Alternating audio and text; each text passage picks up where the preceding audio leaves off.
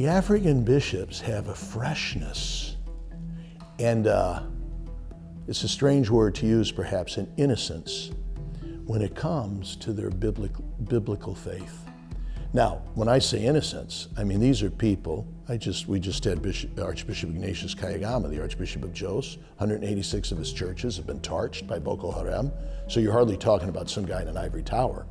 You're finding a bishop who's literally mopped up the blood of his people and bandaged their wounds. When he speaks, though, you can see Irenaeus. You can hear Polycarp. You can hear Ignatius of Antioch, not just Ignatius of Jos. And that's how young they are. The church in Africa is where the second and third generation Christians were. And they speak with the heroism and the conviction, and the rest of us sit up and take notice. We in the church in Europe, the church in North America, we suffer sometimes from a lethargy, don't we? Not Africa. And boy, oh boy, can they speak and kind of call us back to the roots of God's revelation. And they're not afraid to do it. And they're not afraid to lead us in an examination of conscience. One of the African bishops today spoke about, be careful in the West. What do you import? Military arms? Contraception? Abortion?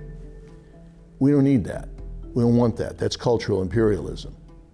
And when they speak with that vigor, wow, the rest of us, you can just see the hall turn around and look and listen. I found them to be very inspirational.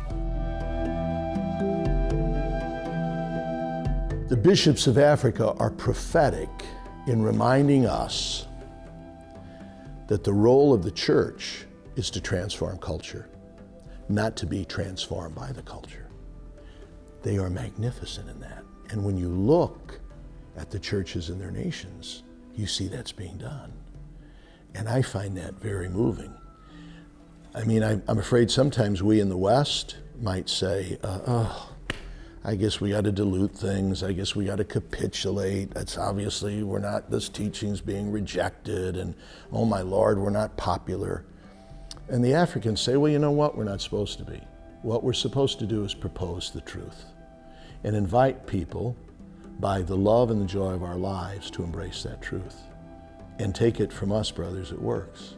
We know it from the history of the church that it works. We know it from the presence of the church that it works when you look at people in Africa.